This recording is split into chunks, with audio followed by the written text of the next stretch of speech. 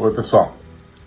Para entender tudo aquilo que está acontecendo no Brasil, que a gente vê todos os dias, tudo aquilo que está acontecendo no mundo, as categorias políticas usuais não são suficientes. A gente precisa de um enfoque que coloque em pauta o verdadeiro espaço da disputa política, da disputa pelo poder, que é, no fundo, a nossa mentalidade, o nosso pensamento, e entender, a partir disso, as novas estruturas de poder no Brasil e no mundo.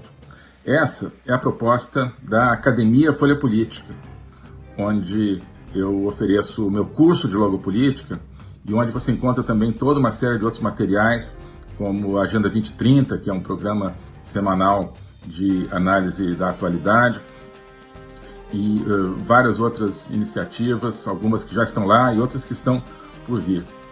Por isso, nesses dias agora, eu queria te convidar para se inscrever, se tornar membro desse projeto, que é um projeto de construção de um conhecimento sobre a realidade do poder, como entender, como resistir a um poder avassalador que está tentando dominar a nossa própria maneira de viver e maneira de pensar. Então, você pode aproveitar agora, nesses dias de carnaval, a promoção da Academia Folha Política.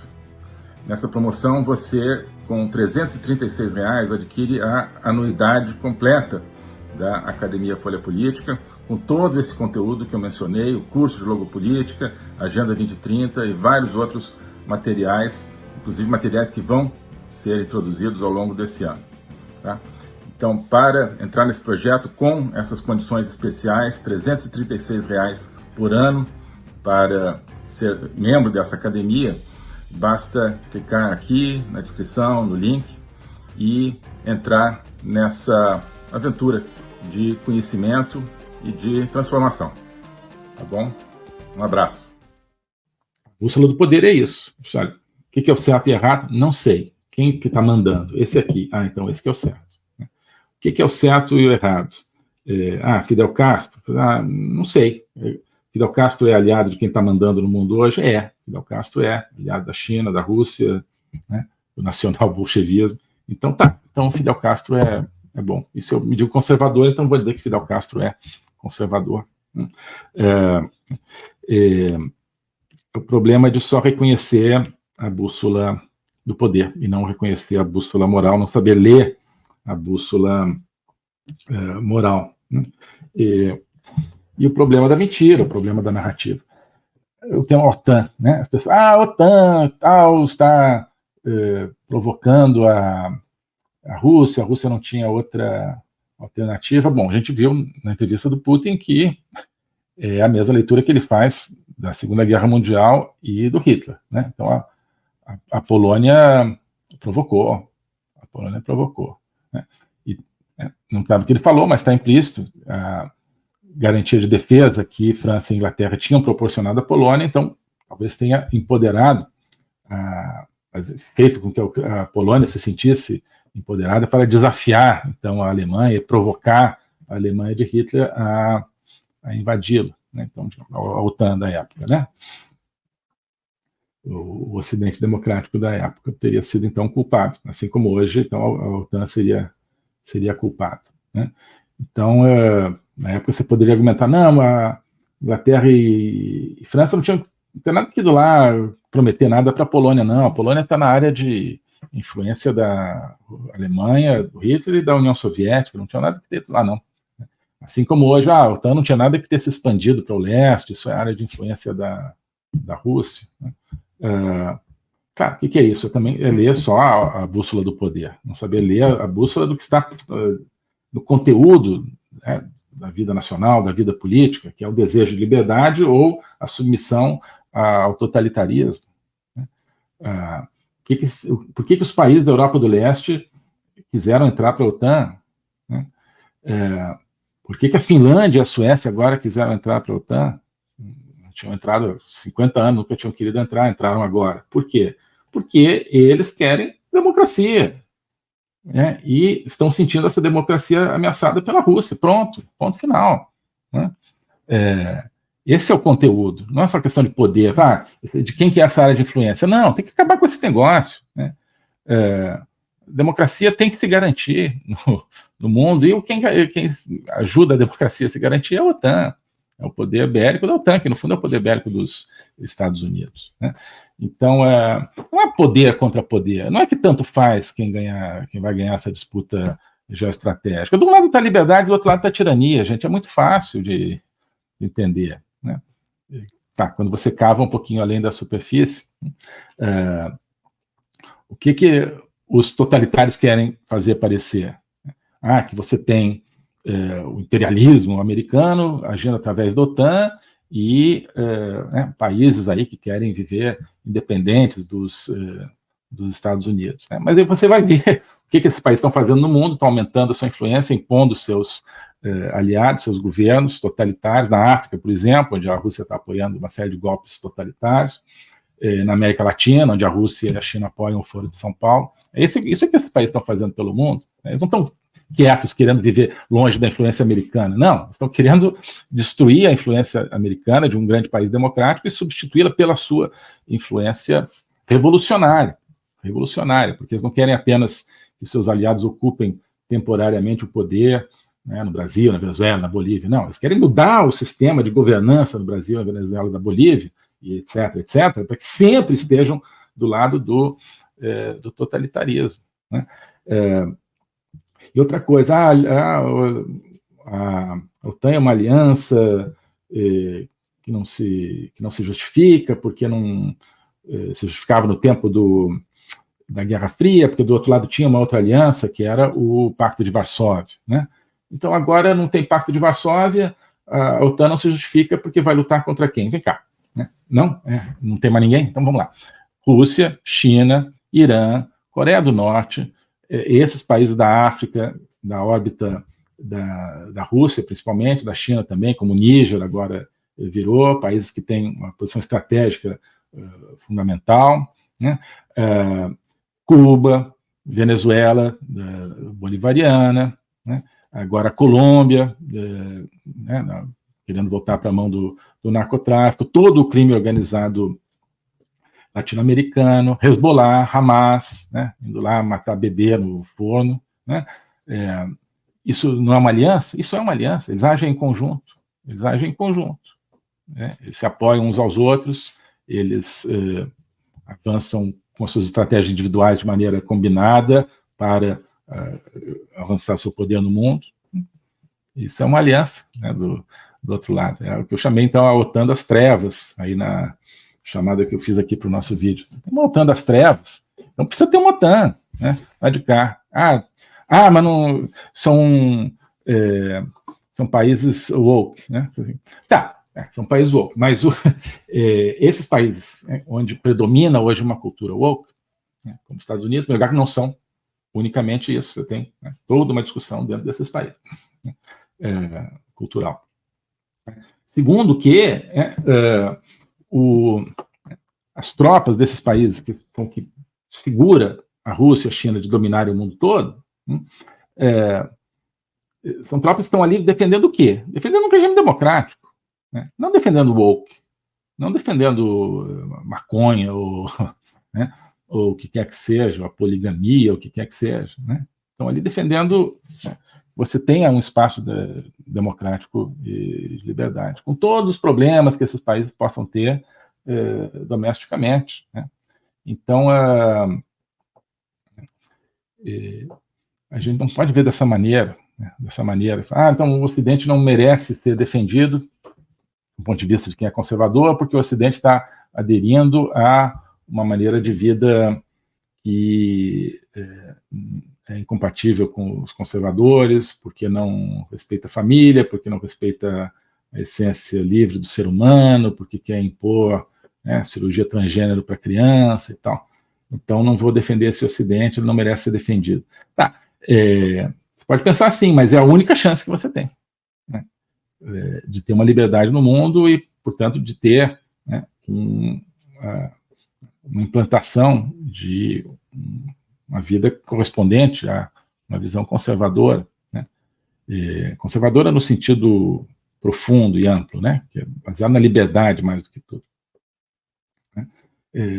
Baseado na coligação saudável do indivíduo com a coletividade. Isso é o conservadorismo. Democracia como expressão política disso. A única chance que você tem é se continuar existindo um Ocidente relativamente poderoso, diante de uma OTAN das trevas que está tomando o poder, né? Mas todo o trabalho, desde o tempo da União Soviética, nos Estados Unidos, nos anos 50, 60, e agora muito mais, é incutir em nós, em países democráticos, a ideia de que o nosso país não merece ser defendido, né? Porque, quer dizer, então você vai ter, nos Estados Unidos, vai ter uma esquerda que vai dizer, não, eu quero mais que o país se torne vassalo dos comunistas, tá bem.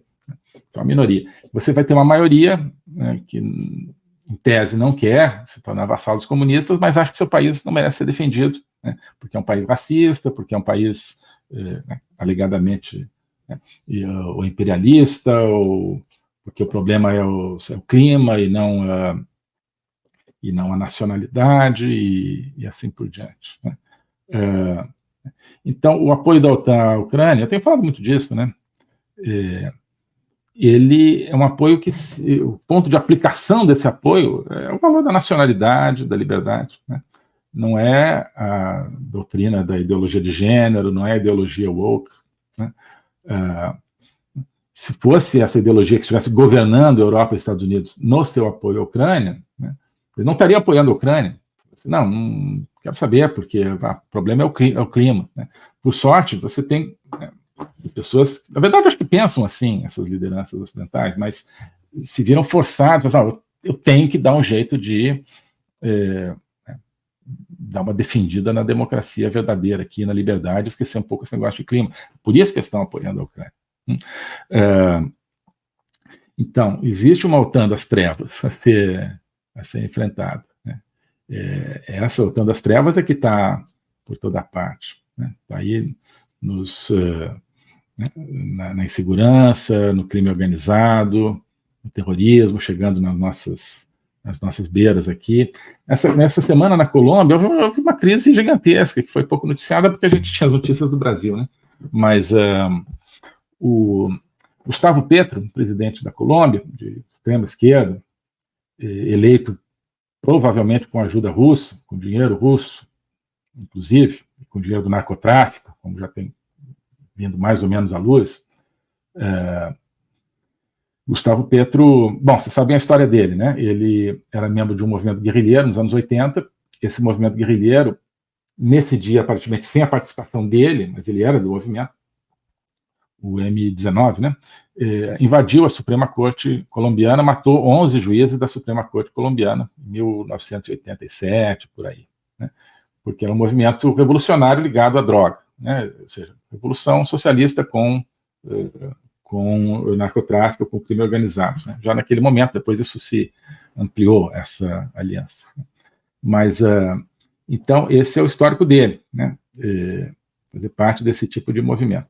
Agora, a Suprema Corte lá, né, que é diferente de outros lugares, a Colômbia está dando trabalho a ele, cumprido o papel de uma Suprema Corte, que é não deixar um executivo implementar um sistema de crime organizado no seu país, né? Lá tem uma resistência verdadeira no Congresso e uma resistência verdadeira a isso na Suprema Corte.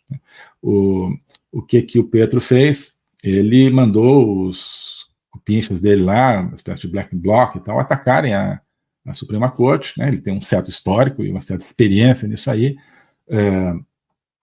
Não conseguiram invadir, mas deram uma boa amedrontada lá nos ministros da Suprema Corte, que tiveram que ser evacuados de helicóptero, né? Mas, enfim, ele está criando um clima de guerra civil, está criando um clima de confrontação nas ruas, talvez para tentar tomar o poder na marra, né? Então, isso é uma coisa que a gente está vendo, né, no nosso entorno imediato. Não precisa falar, né, não vou falar aqui hoje do que a gente está vendo no Brasil, mas isso tudo são avanços de um sistema de governança que tem como alavanca de poder essa OTAN das trevas, né? Tem muito poder, né? tem o poder militar clássico da Rússia e da China, do Irã também e de outros, né? Tem o poder da desinformação gigantesco, né? Tem o poder econômico, principalmente da China, né? Tem o poder do terrorismo, tem o poder do crime organizado, o dinheiro e o poder do crime organizado, do terrorismo. É a OTAN das trevas que está nos atacando, né? Está nos atacando todos os dias, e, em cada esquina, né? E está dentro da nossa cabeça e está, né, puxando pessoas aí né, que se convertem a isso através mas o nacionalismo é que conta, você é nacionalista e tal. Então o Putin e o Fidel Castro é que são legais. O nacional-bolchevismo tropical. E tudo isso nesse clima de carnaval, que é, portanto, aqui mais uma vez a imagem de uma desmoralização completa, a criação de uma amoralidade, como eu falei outro dia, né, de uma ausência de bússola moral. Então, quando você não tem bússola moral, você vai pela bússola do poder. Basicamente é isso que eles estão fazendo. O globalismo existe, é uma coisa concreta. Ele é composto pelo Great Reset, do Fórum Econômico Mundial, pelo projeto hegemônico da China, pelo programa de manipulação e conquista da América do Sul pelo Foro de São Paulo e outros elementos. E esses elementos eles atuam uns em benefício dos outros, sempre, principalmente através do controle da linguagem, porque o controle da linguagem é o controle do nosso pensamento. Então nós estamos tendo o nosso pensamento reprogramado, e essa reprogramação vai contra a nossa liberdade, vai contra a essência do ser humano. Isso é o globalismo. Com base nesse estudo, nessa experiência, é que eu criei o curso de Logopolítica. Toda semana eu dou aulas sobre geopolítica, literatura, filosofia, cultura de um modo geral, tudo isso em conjunto formando um espaço de conhecimento que eu denomino a logopolítica, para nós não apenas entendermos a ameaça do globalismo, mas podermos nos contrapor a ela. Se você quiser entrar nesse projeto de conhecer o globalismo e enfrentar o globalismo, clique aqui.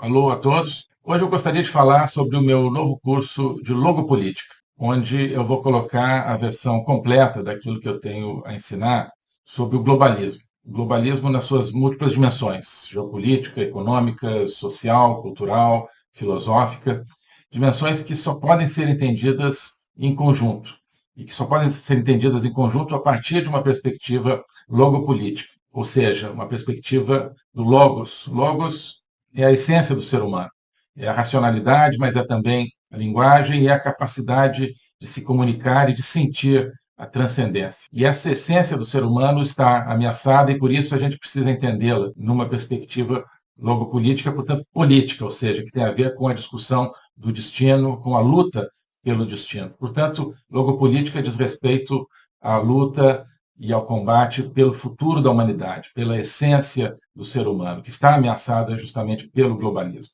Ensinar isso, para mim, é uma missão que eu quero compartilhar com vocês, é uma aventura intelectual para a qual eu quero convidar vocês, uma aventura que é fundamental para que possamos participar da luta justamente por um mundo verdadeiro, por um mundo autêntico, por um mundo que preserve a essência do ser humano, um destino de uma humanidade livre, de uma humanidade aberta justamente ao logos e a toda a sua complexidade. Nesse curso você vai entender esses grandes combates, quais são as ideias que estão por trás daquilo que ameaça essa essência do ser humano, as grandes ideias que estão se confrontando, quais são as ideias que precisam ser mobilizadas justamente para a defesa, para a preservação dessa nossa essência. Portanto, é preciso entender as discussões filosóficas que não são puramente abstratas, que têm a ver, que têm efeitos diretos na nossa vida diária. Então, quando nós vemos os fenômenos da inflação, da guerra, da carestia, de várias carências no mundo de hoje, nós estamos diante, no fundo, de processos que têm a ver com as ideias. São as ideias por trás desses processos que determinam a sua problemática. Então, essa concepção de um ser humano sem essência, sem transcendência, que nós vemos hoje na nossa sociedade, essa concepção é que tem consequências dramáticas, inclusive na nossa vida material. Atrás dessa concepção existe um projeto de controle total, um projeto totalitário, de domínio. É por causa disso que nós assistimos hoje a fenômenos que nos parecem caóticos, que nos parecem desconectados, mas que vão acabando com a nossa liberdade, vão desestruturando a nossa sociedade, fazendo com que nós vivamos, mesmo dentro de países teoricamente democráticos, cada vez mais dentro de uma sociedade de controle. Então, nós hoje temos, você certamente tem, dificuldade de entender o que está acontecendo no mundo. Isso é decorrente justamente de visões parciais, que eu vou procurar cobrir e conectar. Então, não adianta entender apenas economia, apenas conflitos militares, ou apenas algumas questões sociais. É preciso entender as ideias que querem dominar o mundo e as ideias que precisam ser resgatadas para que nós preservemos a liberdade do mundo. Então é isso que eu quero oferecer a você nesse curso de Logopolítica. Nós vamos estudar o conceito, a evolução, a manifestação do globalismo, na história recente, sobretudo, mas ao longo de toda a história humana, as ideias atuais que conformam o globalismo, elas são muito antigas, assim como as ideias de defesa e preservação da essência do ser humano também são antigas. Então nós vamos lá atrás, nos gregos, nos pré-socráticos, Platão, Aristóteles, e vários outros autores ao longo da história, procurar entender tanto as ideias da defesa do logos, da defesa da essência do ser humano, quanto as ideias que hoje ameaçam tão fortemente e tão incisivamente a nossa liberdade